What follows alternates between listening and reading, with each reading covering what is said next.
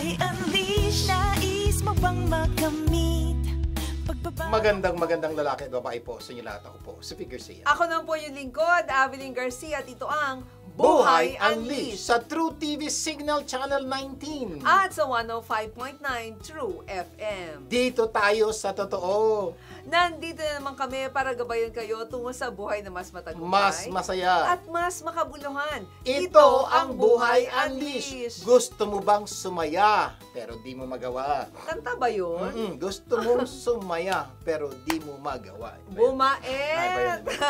Alam mo ba may mga madaling paraan para mas maging masaya sa buhay? Totoo po, may mga techniques po na na-develop ang maraming tao na pwede nyo pong gamitin. Pag ginamit nyo po, malaki po posibilidad na magiging mas masaya kayo. Kaya for today, pag-uusapan natin ano-ano mga techniques according to science na pwedeng gawin para maging mas masaya sa buhay. Sa ating episode na The Science of Happiness! Sa anong aksyon mo? Pag-uusapan natin ano-anong magandang aksyon kung tayo ay mahilig magbigay. Yan, ano mo mangyayari po sa buhay natin pag tayo mahilig ang mga benepisyo. magbigay. Benepisyo po ng aksyon na pagbibigay. Kaya makinig po kayong mabuti. Pero bago ang mga yan, simulan po muna natin ating programa ng Believe It or Not. Ito ay parte ng programa na nagbibigay kami ng paniniwala na pwedeng magpaganda ng inyong buhay kung ito ay paniniwalaan at gagawin. Ang Believe It or Not quote natin sa araw na to ay ito: Obedience is our responsibility. Outcome is God's responsibility. Oo, meron Ganda po palang nito. kanya-kanyang role. No, ang Believe It or Not quote natin sa araw na to ay napakaganda. Totoo 'yun eh, yung resulta ng ginawa natin sa Diyos 'yun. Pero yung pag-obey natin sa atin. So po isang bagay na maunawaan nyo, may mga bagay pong pinapagawa sa atin ng Diyos. Okay? Ang trabaho po natin, sumunod. Pero pagkatapos nating sumunod, yung resulta po nun, wala na po sa ating mga kamay. Nasa kamay na po ng Diyos. Ang trabaho natin, sumunod. Lagay nyo po sa isip nyo, kasi kuminsan feeling natin, pag ginawa natin ito, dapat mangyari ito. Hindi po. Responsibilidad po ng Diyos. Ang trabaho lang natin, sundin po yung pinapagawa niya. Napakagandang paniniwala nito na kung sa palagay ninyo ay may dapat kayong gawin o may pinagagawa sa inyo ang Diyos na hindi pa ninyo nagagawa, ay naku, mag-obey ka na. Sundin mo na. Kasi po, napaka-importante sa Tagalog po, ang resulta ay responsibilidad ng Diyos. Ang pagsunod ay ating responsibilidad. Yes. Kung minsan po, kaya gumugulo ang ating buhay, pinakikailaman po natin responsibilidad ng Diyos. Lord, pag ginawa ko to, dapat gawin mo to. Hindi po. Ang trabaho lang natin, gawin yung pinapagawa ng Diyos. Si Lord na bahala kung ano ang magiging resulta nung gagawin. Di ba sa buhay, may mga pagkakataon na yung mga anak, di ba? Bilang anak, ayaw sumunod sa magulang dahil hindi siya sumasang-ayon sa magulang niya. Opo, may mga pagkakataon po diba? ganyan na ang anak po natin, gawin mo to, pero ayaw nilang sumunod. Simple po, isa sa mga dahilan po ba't di sila sumusunod is hindi po sila nag-a-agree sa pinapagawa natin. Kaya ayaw natin nila sumunod. Ganon din po tayo sa Diyos. Kuminsan di po tayo sumusunod sa Diyos dahil hindi tayo nag-a-agree sa pinapagawa ng Diyos. At kuminsan tingin natin may mas maganda tayong dapat gawin, aksyon, para gumanda ang buhay. Pero sabi ng Diyos, ang linaw nasa Bible, children, obey your parents in the Lord. Linaw po yan. For this is right. So, diba? napaka-importante. Kung kayo po'y may anak, paunawa nyo po sa mga anak natin ito, na ito po'y commandment ng Diyos, sumunod tayo. At kung ikaw naman ang anak, maniwala ka, sabi po ng Diyos, sumunod tayo sa ating mga magulang. Yun ang ating responsibilidad, ay yung pagsunod. Oo, mind your own business. Gawin mo yung pinagagawa sa'yo, di ba? At siya na bahala sa resulta. Ganon din sa trabaho, di ba? Parang birang empleyado, may pagkakataon na ayaw ng empleyado sumunod sa boss. Totoo yan. Di ba? Dahil hindi nga sumasang-ayon, no, feeling niya mas magaling siya sa boss, hindi na siya sumusunod. So, kung kayo po empleyado, nangyari na po yan sa buhay niya. May mga pagkakataon na pinapagawa sa'yo ng boss mo. Parang tingin natin mali. Pero tandaan niyo po, responsibilidad po nating mga empleyado, sumunod. Kung ano maging resulta ng pinapagawa ng boss mo na may problema doon. Siya na yun. Dahil ikaw, ginawa mo yung responsibilidad mo. Ano yun? Sumunod. Hindi mo responsibilidad makipagtalo, makipagdebate sa boss mo. Hindi. Pwede kang mag-suggest. Boss, baka maganda to. But at the end of the day, pag may sinabi ang boss mo, ito, gagawin, tigil na ang argumento, sunod na lang. Oo, kasi malinaw din sinabi ng Bible, di ba, na obey your earthly masters with respect and fear. Yun pa nga eh. And with sincerity of heart, just as you would obey Christ. So, ibig sabihin po, kung ikaw ay sumusunod sa Diyos, dapat, pag may inuutos ang boss mo, sundin mo rin yun. Except po, siguro, yung pinapagawa ng boss mo, against sa nakasalita ng Diyos, ibang usapan. Normally, hindi naman po. Normally, kung lang yun, strategy, technique, yung bang diskarte, paano gawin ng isang bagay na hindi ka nag-agree. Ang payo ko sa'yo, sundin mo lang. Kasi po, yun ang payo sa atin. Yun po ang utos sa atin. Oo. Outcome is God's responsibility. Obedience is our responsibility. So, yun po ang trabaho po natin. Sumunod lang po sa Diyos. Sumunod sa boss natin. Sumunod sa mga taong nakapaligid sa atin na kailangan natin sundin. Yun ang responsibility natin. Minsan, ano man ang mangyari doon, sa Diyos na yun. Tama yung sinasabi mo. Minsan parang pinangungunahan natin, di ba? Ganun din bilang citizen ng bansa.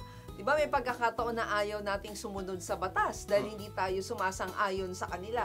Eh bakit hindi pwedeng mag-left turn dyan? Ba't hindi pwedeng mag-U-turn dyan?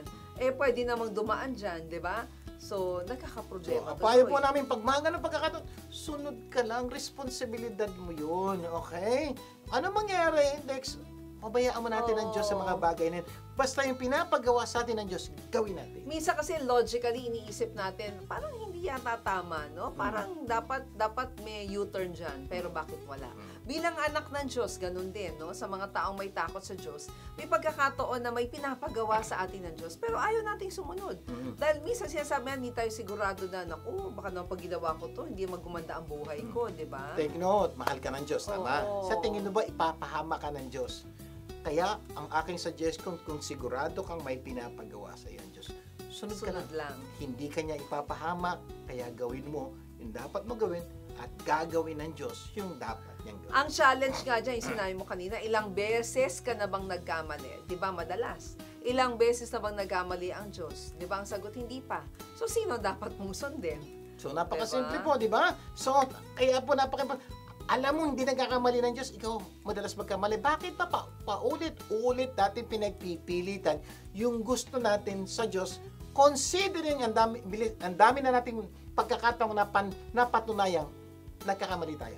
Pero ang Diyos, hindi pa. Kaya nga po, ito po'y payo namin sa inyo. O, ganun din siguro sa mag-asawa, di ba? Pag sinabing, husband love your wife, di ba?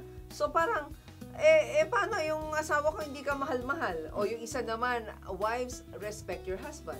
So, gawin mo na lang. Ayun yung utos eh. Si Lord yung may outcome. Nako, sana. Napakaganda po ng ating quote for the day, ano? Ulitin lang po namin sa inyo para maunawaan nyo. Ano yung quote natin? Outcomes is God's responsibility. Huwag mo na intindihin yung outcome. Obedience is our responsibility. So, what do we need to do?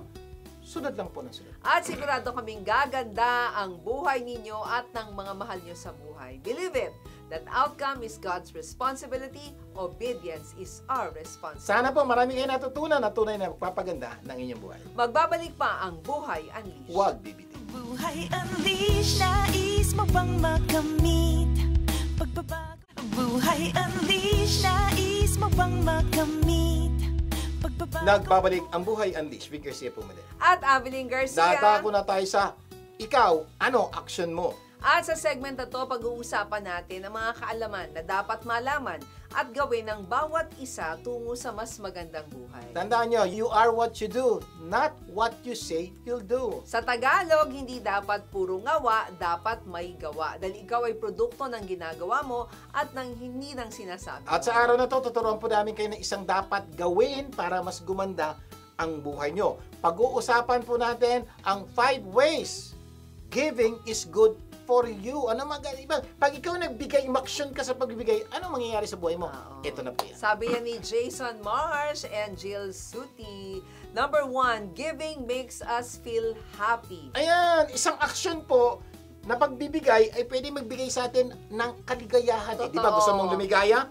Magbigay ka. Alam nyo, may pag-aaral na ginawa ng Harvard Business School professor na si Michael Norton at saka mga kasama niya na giving money to someone else lifted participants' happiness more than spending it on themselves. Yung ba, di ba, iniisip natin parang, pagka ginastos ko sa sarili ko to, sasaya ako kasi mabibili ko yung gusto ko.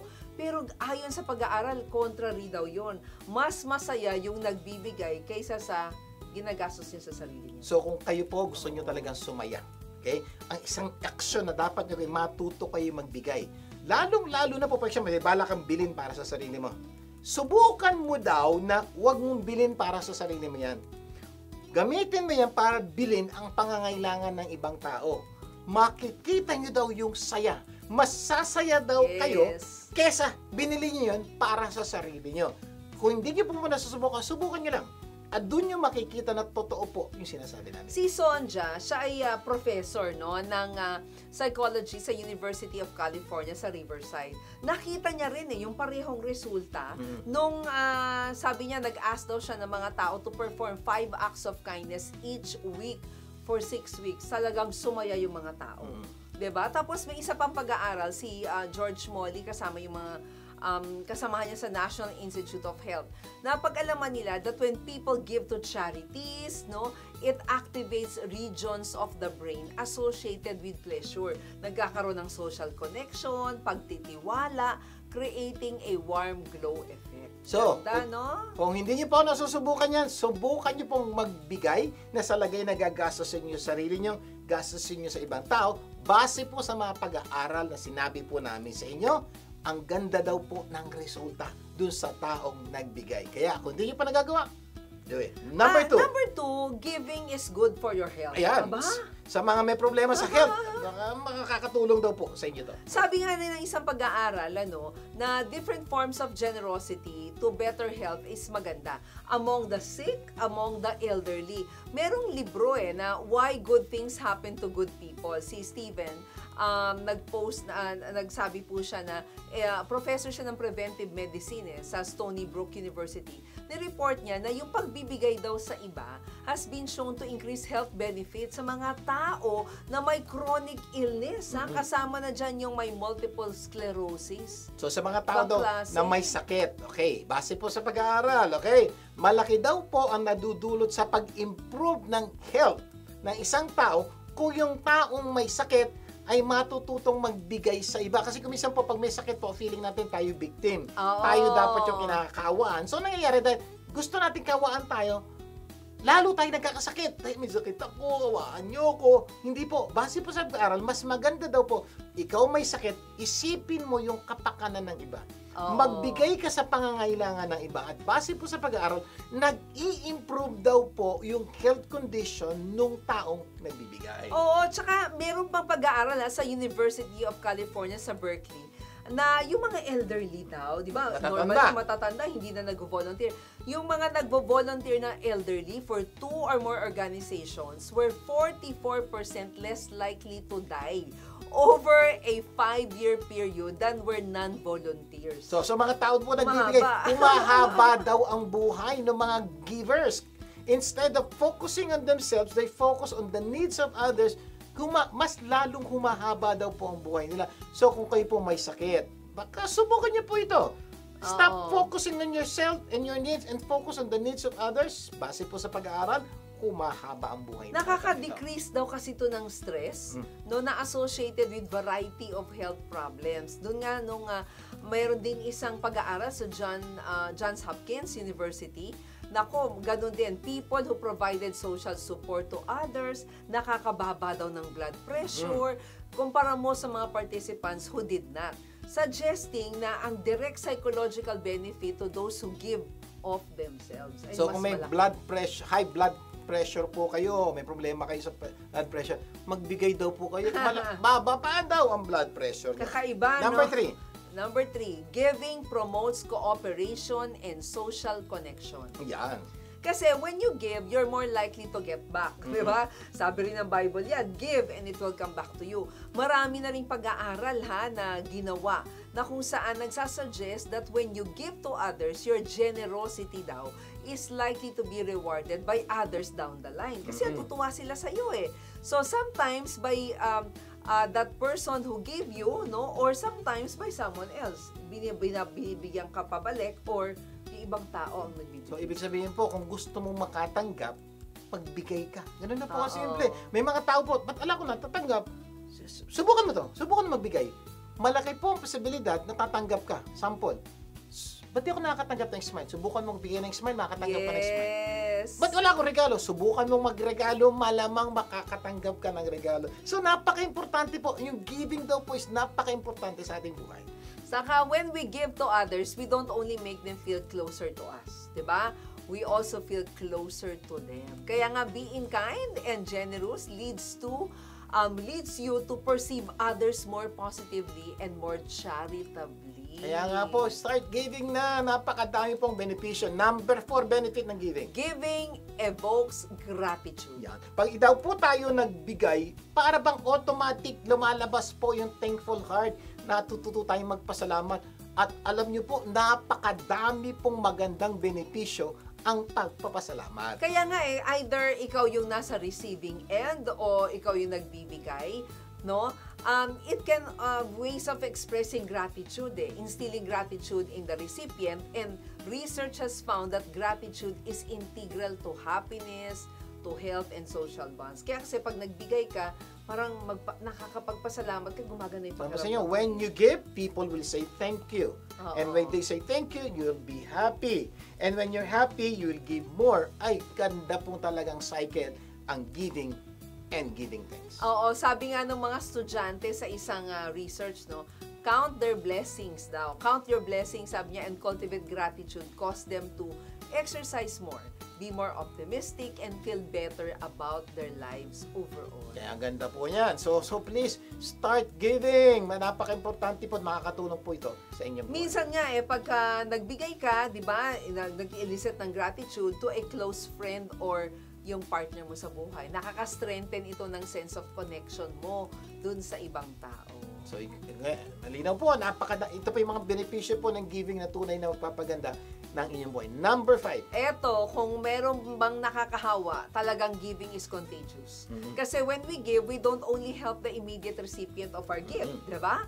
We also spur a ripple effect of generosity throughout the community. Nahahawa sila. Kasi po, pag may binigay po kayo sa isang tao, yung kamag-anak nun, sino nagbigay sa'yo? Ay, si ganito nagbigay sa akin. Ikukwento. So, nagkakaroon po ng magandang pakiramdam yung taong nakatanggap at yung kamag-anak ng taong nakatanggap na mag-i-initiate po na siya rin po ay matutong magbigay sa ibang tao. Oo, it inspires yung mga tao, observers, to behave generously later toward different people. Talagang nakakahawa. Kasi giving has also been linked to release yung oxytocin. Lagi nating sasabi yan, yung tinatawag na hormone na kung saan nagpapasaya po. Nagpapasaya. Yan po ang napakaganda pong benepisyo. Pag kayo umaksyon, pagbibigay at sigurado po, sasaya kayo, bibigyan niyo at mataong nakapaligid sa inyo. Yan.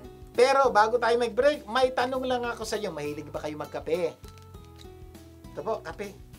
Yung suggestion po namin, Switch to healthy coffee. Mag-Glorious 7-in-1 Mangosteen Malunggay Coffee Mix ka na with Stevia Extract. ito po, healthy na, wala pang asukal na nakakasama sa ating kalusugan. Meron din silang Healthy Glorious Choco, tea, kaya make a healthy switch. Mag-Glorious Coffee na rin kayo. Kasi po, ang ginagamit pong sweetener po nito, hindi ordinary sugar. Gumagamit po siya ng stevia, isa sa pinakamagandang sweetener sa buong mundo. Magkakape muna kami. Mamaya sa Itanong Mo Lang, pag-uusapan natin ano-ano mga techniques according to science na pwedeng gawin para mas maging masaya sa buhay. Magbabalik pa ang Buhay Unleashed. Huwag bibitiw. Buhay Unleashed, nais mo bang makamit? Pagbabago. Buhay Unleashed, nais mo bang makamit? Pagbabago. Nagbabalik ang Buhay Unleashed with Garcia Pumuli. At Abiling Garcia. Dadako na tayo sa segment na Itanong Mo Lang. Dahil ang paniniwala namin, when you don't know, don't guess. Sa Tagalog, kapag hindi mo alam, huwag manghula, itanong mo lang. At para simula ng Itanong Mo Lang segment, pakinggan muna natin ang mga kasagutan sa inyong accounting questions mula sa President and CEO ng Caballero Lacsan Company CPA sa si Lorna Lacsa. Magandang lalaki sa iyo, Sir Vic, at magandang babae naman sa iyo, Ma'am Adeline. Konting pasada po uli sa ating tax mapping regarding the result of the inspection audit, no? Pwede po kasing patawan kayo ng 1,000 pesos penalty for non-display of the NIRI, yung Notice to Issue Receipt and Invoices. Second, yung hindi po nakaprint, hindi nakasabit yung inyong Certificate of Registration. At pangatlo po, yung books of accounts ay hindi rin nyo po na ipakita during the inspection. At ito po ay dadalhin nyo sa Bureau of Internal Revenue to prove na meron naman po kayong mga registered accounting journals at para maka-avoid din po sa 25,000 na penalty. At kung ano man po yung mga deficiency like hindi po updated ang books of accounts or non-registration, meron pa rin po itong penalty. At ang mabigat po dito, yung 2 to 4 years of imprisonment the moment na hindi po nag-i-issue ng resibo o tinatawag na invoices. Yan lamang po, and God bless us. Thank you. Maraming salamat, Lorna.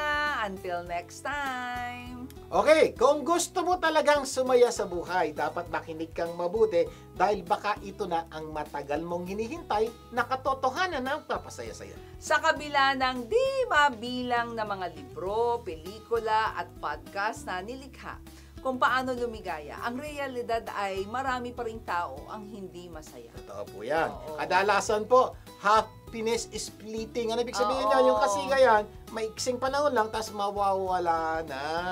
Oo, panandali ang pakiramdam kaysa pamatagalang kalagayan, di ba? So, bawat tao ay may iba't ibang dahilan para sumaya. O para Oo. lumungkot. Oo. Kaya Oo. yung pwedeng magpasaya sa iba, pwedeng magpalungkot sa iba. Yung pwedeng magpalungkot sa isa, ay pwede naman magpasaya sa iba. Labo, ano? Ganun po talaga ang buhay. And according to science, marami tayong pwedeng gawin para mas madalas tayong makaramdam ng kaligayahan. Totoo po, science na po nagsasabi, pinag-aralan po nila to, na may mga pwede tayong gawin that can give us instant happiness. So, pakinggan niyo po itong mabuti, baka makatulong po ito sa inyo. At sana hindi lang happiness, kundi joy or kagalakan. Isang dapat nating malaman na pag-aralan ay ang epekto sa bawat tao ay ang tinatawag na happy hormones. Apo. Diba? According to science, merong mga happy hormones na nakakaapekto sa ating kaligayahan. Take note, ito po Oo. pinag-aralan, science po to, hindi to hula-hula, hindi to po to kwentong kotsero. Science po nagsasabi na ang bawat tao ay may hormones at may specific hormones na kailangan natin pag-usapan. Happy hormones. Ito daw po yung, pag nagkaroon tayo sa ating katawan itong hormones na to, nakakatulong po ito para tayo tunay na sumaya. At ang happy hormones daw, ito yung hormones ay tulad ng mga chemical messenger sa utak. No? Kasi naglalakbay sila sa bloodstream na nagdadala ng mga signal sa iba't ibang parte daw ng katawan. So, ibig sabihin, diba? chemical po ito sa ating katawan na napag-aralan na pong tunay na magbibigay ng kaligayahan kung ito po ay ating matrigger. Ibig sabihin, kung ito po ay matrigger o mai-produce ating katawan, it will bring happiness. Kasama sila sa bawat proseso sa katawan, mula sa mga sleep cycle, stress, no? At malaki ang papel ng ginagampanan ng hormones na ito sa ating mood or pag-uugali. Or, Oo. dagdag po, kalungkutan o kasayahan. At ang tinatawag na happy hormones ay yung mga nagpo-promote ng positive feelings, no? Like pleasure, joy, happiness, love, yun daw yun. So, yung po pag-uusapan natin ngayon. Pag-uusapan natin yung mga kinds of hormones na pwedeng ma-induce sa ating katawan that will produce happiness. Meron daw pong 4 na klaseng happy hormones sa ating katawan na pwede nating ma-induce para mas mabilis at madalas tayong sumaya. Oo. Number 1, nandyan yung oxytocin, Yan. no, na tinatawag. Number 2. Number 2, yung serotonin. Nako. Number 3. Number 3, yung dopamine. Nako, at dami. endorphins. Sige, ang tanong yan, Bia. pangapat. Ano-ano yan? Huwag kayong mag-alala. Susubukan po namin ipaliwanag sa inyo yung epekto nitong happy hormones ito sa ating katawan. At pag nalaman po natin, makikita nyo, huy, pwede ko palang gawin yan. Oo, may mga pwede tayong gawin para ma-trigger or ma-induce o ma-stimulate natin ang mga hormones na to para tayo ay mas maging masaya. Sige po, isa-isay natin at alamin natin at pag-aralan natin ang mga happy hormones na ito at paano ba ito makakatulong sa atin para maging happy. Yan, at pag-usapan natin ano-ano mga techniques according to science na pwedeng gawin para mas maging masaya sa buhay. Sa ating episode na The Science of Happiness. So, simulan po natin yung unang hormone. Ano yan? Number 1, oxytocin. Yeah. Ito po ay bonding hormone ito. kinilala din bilang love or cuddle hormone. Itong hormone na ito ay nakakatulong sa pagpapaganda ng relasyon sa ibang tao. At kapag mas maganda ang relasyon natin sa iba, ito'y magbibigay sa atin ng kaligayahan. So, kung ang nagpapalungkot po sa inyo ay relasyon o mga karelasyon, mga kapamilya, kamag-anak, asawa, anak, or what, itong happy hormone na to ang dapat yung i-trigger. At may mga practical na paraan para ma-trigger itong happy hormone nito sa ating buhay. Oo, to stimulate yung oxytocin hormone para lagi daw maging masaya. Kung gusto mong gumanda ang relasyon mo sa ibang tao, gawin mo daw yung mga sumusunod. Pwedeng, Number 1. yung pinipet mo yung pet mo or paghima sa alagang aso o pusa. Nakatulong daw po ito kung sakaling malungkot po kayo, kumuha kayo dapat na, kung meron daw kayo alagang May aso pet ka. o alagang pusa, ay yung paghimas lang daw po ng paghimas. Yung just the act of paghimas ay makakatulong daw po i-induce yung oxytocin sa inyong katawan para kayo maging masaya. Simple po. Wala kayo ibang gagawin. Ihimasin nyo lang yung aso o pusa. Oo, totoo, no? Iba talaga nagagawa no, no? Maraming tao ang masaya habang kasama nila yung kanilang mga pets mga alaga, di Alam, ba? minsan po, may mga tao, allergic sa pet, allergic sa aso, allergic sa pusa. May isa pang paraan po, pwede po kayo kumuha ng mga stuffed toy na aso, na pusa. Himas-himasin nyo lang po o yakap-yakapin nyo po itong mga to. Nakakatulong daw po ito para i-induce yung oxytocin para kayo sumaya. Oo. Or kung ayaw mo naman, pwede naman yung pagpuri sa magandang ginagawa ng iba. Sabihin mo, teka muna, ako yung... Pag-appreciate siya. Oo, ako yung mag-a-appreciate, tapos ako yung sasaya. Oo naman, kapag tinignan mo ang maganda sa ibang tao, sigurado sasaya. Another way daw po para i-induce yung oxytocin, ibang appreciate the works of other people, appreciate the people around you, o appreciate the good things around you. Pasalamat po tayo sa mga nasa harap natin, yung oxytocin daw po may induce and will make us happy. Oo. Tsaka yung hindi lang yon, pati pagbigay ng yakap o pakikipag-holding hand sa mga taong mahal mo. Kaya kung malungkot ka, ay maghanap ka ng kayakap. Yan. So another way pa, pag ganyan nalulungkot ka, di mo napansin pa nalulungkot ka pag dapating yung nanay mo, anak mo, niyakap mo, para bang nakaka-feel ka ng kaligayahan. Kaya lang po kuminsan ito, may mga pagkakataon nga po na wala kang kayakap. Walang taong yayakap sa'yo. Yun nga po, doon papasok yung pwede mo yakapin yung dog mo, yakapin yung pusa mo, yakapin yung unan mo. Diba yun just the act of hugging, yakapin nyo po yung stuffed toy nyo. You do that, it will help the oxytocin in your body to be induced for you to be happy. Yes. Mamaya papakita namin yung niyayakap namin din, ha? Na tawag namin ay huggy bag. Yan. So, meron din yung pagmamasahe sa ibang tao, ha? Every time you give a genuine act of service. Naku, sumasaya. Yeah, so medyo nakakaramdam ka ng kalungkutan. Ito gawin mo, maghanap ka ng tao na pwede mong tulungan, pwede mong gawa ng isang magandang bagay. Mararamdaman mo daw yung kalungkutan mo, mawawala kasi nai-induce yung oxytocin sa inyong katawan. Oxytocin. Oxytocin. Oo, yung paggawa ng magandang bagay sa ibang tao, ito ang dahilan bakit maraming tao ang masayang tumutulong sa ibang tao kasi iba yung epekto nito sa kanila. Kaya nga po, gawin niyo po yan. Subukan niyo po itong mga simpleng practical tip na to. Baka yung kalungkutan niyo unti-unting mawala. Sa aming pagbabalik, itutuloy natin ang ating kwentuhan. Magbabalik pa po ang Buhay Unleashed. Huwag bibitin. Buhay Unleashed, nais mo bang makamit pagbabago? Buhay Unleashed, nais mo bang makamit pagbabago? Nagbabalik ang Buhay Unleashed. Big Garcia bumalik. At Abiling Garcia, patuloy tayo sa ating itanong mula. Sa ating topic na ano-ano mga techniques according to science na pwedeng gawin para maging mas masaya sa buhay. At sa ating episode na to, ang ating topic ay Science of Happiness. So, may na-discuss na tayo kanina. Unang, happy hormones. Ano yan? Oo, ito yung oxytocin, 'di ba? Yung bonding hormone, kinilala yan sa love or cuddle hormone. At ang hormone na ito ay nakakatulong sa pagpapaganda ng relasyon sa ibang tao. So ito po yakap-yakap, cuddle-cuddle, tulong-tulong, service-service. When you do this, makakatulong po ito para yung inyong chemical po na oxytocin ay ma-induce for you to be happy. Yes. At nabagid ko kanina, ito po yung aming tinatawag na huggy bag. Ito yung bago ito na meant to hug you. No? So, nakakatuwa dahil Ito ay, kung wala kang pet, ito yung Pwede mo yakap-yakap yakap-yakap. na nagbibigay ng kaligayahan. Okay, happy hormone number 2 na tayo. Ito yung serotonin. Yeah. Ito yung mood stabilizer. Nakaka-improve daw to ng pagtulog mo, nakaka-reduce ng anxiety, at nakakapagpataas ng feelings of happiness. So kung ikaw ay medyo nahihirapang matulog, madali ka magkaroon ng anxiety, stress ka, at medyo malungkutin ka, ito ang dapat mong induce, itong chemical happy hormone na to na dapat ma-induce para kayo sumaya. Kailangan ito ng mga mooding tao. Yan, yung galit. Okay siya, biglang nagagalit, galit, tapos parang pag-isipan niyo kung yung kayo to. parang masaya ngayon, ilang sandali lang malungkot na. Di Masaya, mo tapos alam galit na. kung ano nangyari, di ba?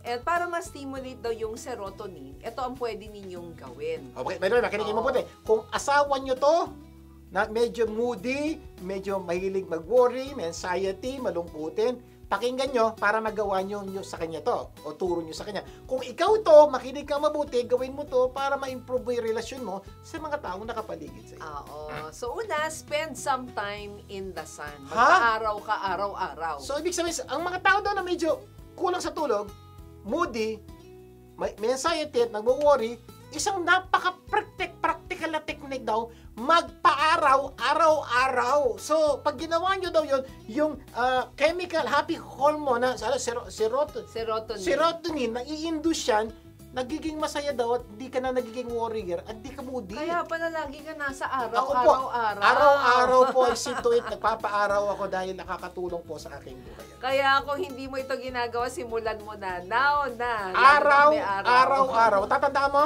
Okay? Araw-araw. Sigurado magpa-araw ka araw-araw at ma-improve po ang iyong sitwasyon at malamang sasaya ka na at hindi ka na magiging moody. Oo. And also, medyo do some cardio. Nandun ka na rin lang sa araw, okay? Mag-exercise tuwing umaga, mag-shadow boxing, maglakad-lakad. Go for a walk, mag-exercise, para ang katawan mo ay sumigla at lalo kang sumaya. Yeah, so, pwedeng gawin niyo po. Yung exercise po, nakakatulong po yan para tayo maging masaya. Isa sa mga dahilan, ba't tayo malungkutin, hindi po tayo nag-exercise, tayo gagalaw-galaw. So, kilos-kilos, galaw-galaw, makikita niyo pagbabago sa inyong moods at malamang sasaya kaya. At kailan ka huling nag-exercise o nag-inat-inat, naku, baka ito ang dahilan bakit parati kang malungkot at walang gana sa buhay. Dahil hindi lumalabas ng bahay diba? So, hindi yung po paglabas ng nagpapa-araw. bahay, pagpapaaraw, exercise, na-induce po yung happy hormone, serotonin, para ikaw sumaya. So, gawin niyo po to. O kaya, meditate. Maghanap ng tahimik na lugar. Yan naman ang talagang ginagawa ko. When I wake up in the morning, I go to my prayer room, no?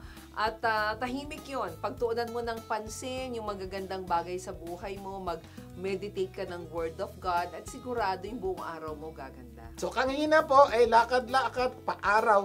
Ito po naman, meditate. Find a place. Tapos, isipin mo lang yung mga gandang pagpapala sa iyo ng Diyos, yung mga sinasabi sa iyo ng Diyos, yung maganda.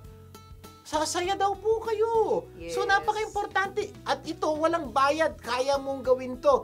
Now na, makikita mo, mag-i-improve ang sarili mo at ang relasyon mo sa ibang tao. At isa pang magandang bagay, ay yung meditate ng Word of God. Ako ginagawa ko yung, di ba may Book of Proverbs? Kung anong petsa yung araw na yon, piniplay ko yon, may audio Bible, no? And then I listen to it and I read. Kasi ito ang utos at pangako ng Diyos, no? This book of the law shall not depart from your mouth, but you shall meditate on it day and night, so that you may be careful to do according to all that is written in it. For then you will make your way prosperous, and then you will have success. Di ba napakagandang pangako yan na binigay sa atin ng Diyos? At pag naging prosperous tayo, naging successful tayo, tunay ito magpapasaya sa atin. Pero saan nagsimula? Nag-meditate ka lang. Find a quiet corner, you read the Word of God, meditate on it, think about it, and happiness will come your way. Yes. So, mas magandang gawin natin to. Okay. Happy hormone number 3. Oh, ito tawag naman natin is dopamine. Dopamine. Yan. Anong yung dopamine? Dopamine ay feeling good yan. Yeah. Feeling good hormone that drives your brain's reward system. So ito feeling ko, di ba, pag-isip Oo. parang, I feel good. Di ba, may kanta, I feel good. So, parang ganun. Ayan. Para ba ang ganda ng aura mo, ang sarap lang ko. nangyayari daw yan pag ikaw ay na-stimulate yung happy hormone na dopamine. Siguro tanong niya, paano na-stimulate ito? Ay, tuturo namin sa inyo. Oo, to stimulate yung dopamine, ito yung mga pwede ninyong gawin, no? Kumain ka ng paborito mong pagkain. Yan. Diba? Kung gusto niyo ng feel good ka, hanggat maaari, pagising mo sa umaga, ang kakainin mo yung paborito mo. Oo. Palagi handa mo yung paborito para the entire day, start the day, you feel good, you're happy, and there's a big possibility, kaganda ang araw mo. Oo, kumain ka ng, ano tawag doon, kulo ng alimasag. Yan. Oo, kung gusto mo yan, promise, sasaya ka. At marami sa inyo ginagawa nyo ito. Paalala lang, wag sosobra ha. Kasi baka man paborito mo yung lechon, ako po, nasobrahan ka naman. Take note, kain lang. Oo. Hindi naman sinabi, kung sa paborito mo lechon, siguro 1-2 piraso. Okay na yan. Paborito mo dessert, 1-2 kutsara. Okay na yan. Ang sinabi, hindi naman sinabi kailangan kumain ng madami para sumaya. Yung konti lang, enough, para hindi sakripisyo ang katawan mo, magpapasaya sa iyo. Oo, at saka isa pa tong dopamine, no? Kasi reward nga ito. Yung pag-alala sa mga bagay na nagawa mo o natapos mo. At pwede mo sabihin sa sarili mo na it is finished or sa wakas natapos na naka-accomplish ako. So nakakatulong. For example, Oo. pagising mo sa umaga, isipin mo, ano yung magagandang nagawa mo kahapon? Ano yung mga nagawa mo tagal, hindi mo nagawa, hirap na hirap ang gawin, pero nagawa mo, nakaka-stimulate daw yun. Yung dopamine po sa katawan nyo, na-stimulate. So, sumasaya kayo when you think about your accomplishments. So, Isa pang magandang paraan na ma-stimulate ang dopamine ay ang pagmamassage. No? pagpapamasahe. Hindi, ako kasi na-elicit yung dopamine ko pag minamasahe. Oo, iba yun. Pagpapamasahe at pagmamasahe. Diba? Pumunta ka sa paborito mong spa and enjoy. Ibig sabihin, napansin nyo, pag punta kayo ng spa, paglabas nyo, parang ang gaan ng pakiramdam nyo, parang ang saya-saya nyo. So, gawin nyo po yan sa may mga taong may kakayanan, may budget.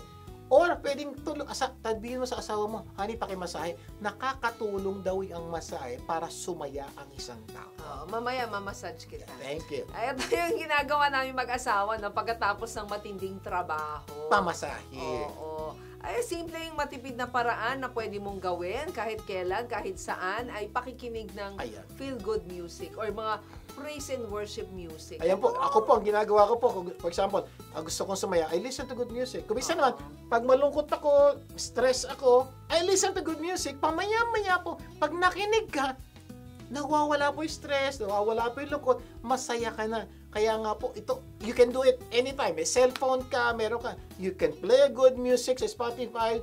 Promise po, the blues will go away. Oo, araw-araw po namin ginagawa. Tunay ito nagbibigay ng kapahingahan at kaligayahan at kagalakan. Sa bahay po namin, sa maga pa lang, may napatutog na kayo music buong araw kasi po, ang laki po ng tulong nito sa ating buhay.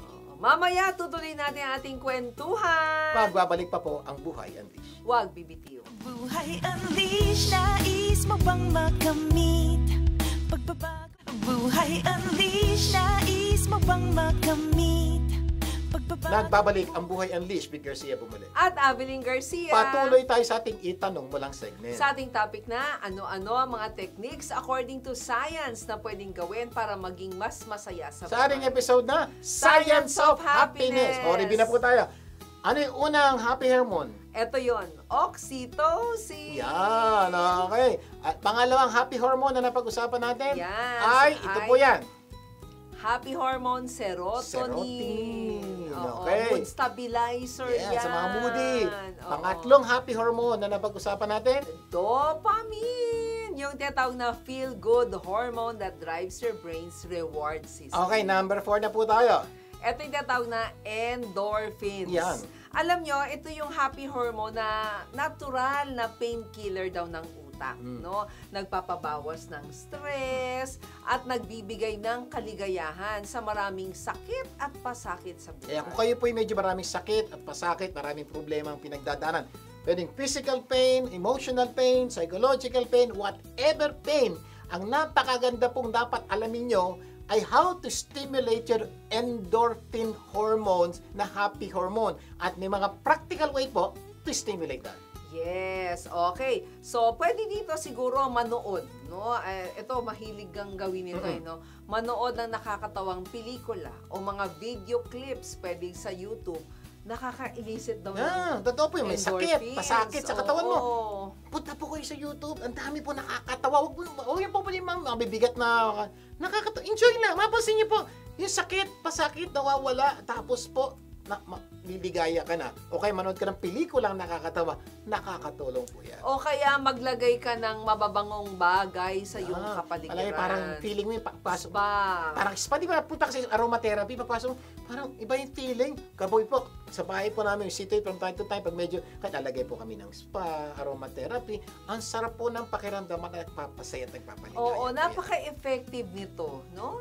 Sa bahay po namin, parang nagiging regular ko na talagang ginagawa. Kasi malaki ang tulong. Nakakabawas ng stress at pressure sa buhay. Ito pa, isa sa pag-stimulate ng endorphins, di ba? Yung sexual interaction mo sa iyong mahal sa buhay, make sure asawa mo lang. Isa sa dahilan, bakit maraming taong malungkot.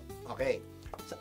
May mga mag-asawa po, kaya po nagiging malungkot, yung kanilang, meron po silang relasyon mag-asawa, pero yung kanilang sexual relationship, hindi na po na-fulfill. Okay? Kaya kasama po sa plano ng Diyos ang inyong sexual relationship. Kung hindi na po na-fulfill yan, medyo nakaka-apekto po sa inyong relasyon. Kasi po, ang pagtatalik po ay nakaka-induce po ng endorphin. Okay? Na nagbibigay po ng saya sa mag-asawa.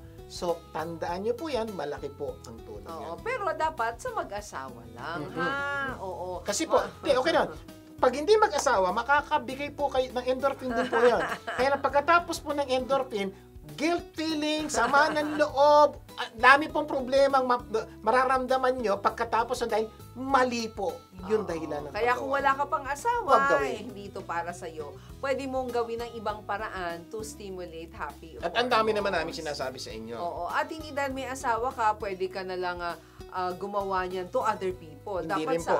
asawa mo Asawa nyo lang talaga. Malinaw po usapan ha.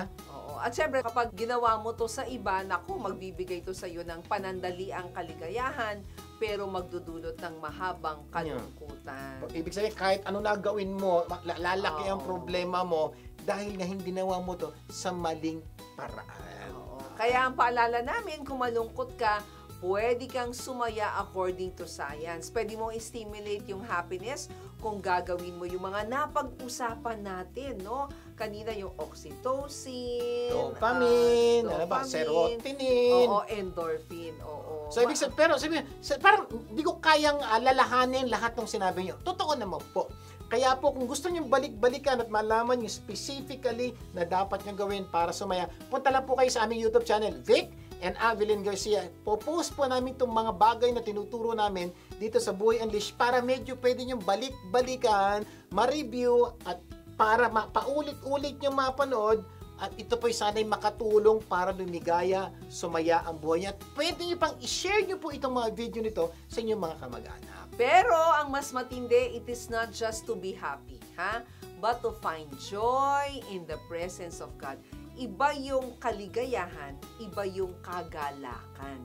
Ano po? At sana yung prayer namin, hindi ka lang huminto sa kaligayahan, kundi sa kagalakan, the joy. So yun po ha. So punto po namin, ano man po ang pinagdadaanan nyo ngayon? Ano man po ang nararamdaman nyo ngayon? Lalo na po sa malulungkot, sa mga stress, sa mga may anxiety, sa mga daming pinagdadaanan, may science of happiness po na pwede nyong gamitin that instantly. Take note, hindi po kailangan. For example, pag masakit ang ulo nyo, inom kayo ng gamot. Normally, gumagana po ito after 20, 30, 40 minutes.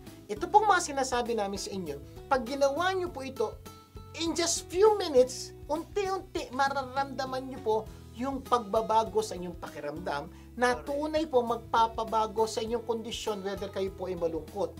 Unti-unti makikita nyo, makakaramdam kayo ng kaligayahan at kasayahan sa buhay.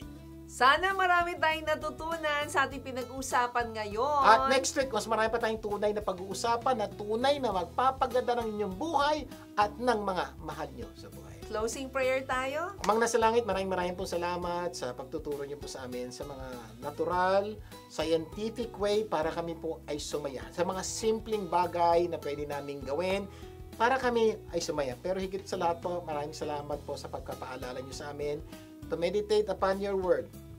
Basahin, pag-isipan, to meditate at gawin po yung mga bagay na inutos nyo sa amin na tunay na magbibigay po ng tunay na kaligayahan, kasayahan sa aming buhay. Pagpalain niyo po lahat ng Pilipino saan mang sulok ng mundo. Dalangin ko po ang tunay na kagalakan ang nagmumula sa iyo ang mapa sa amin ngayon at magpakailanman.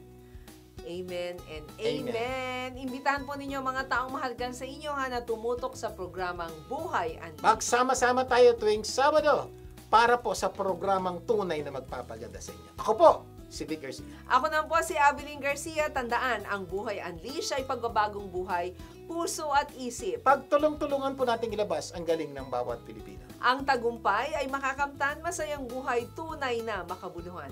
Ito ang Buhay Unleashed. Buhay Unleashed, nais mo bang makamit? Pagbabago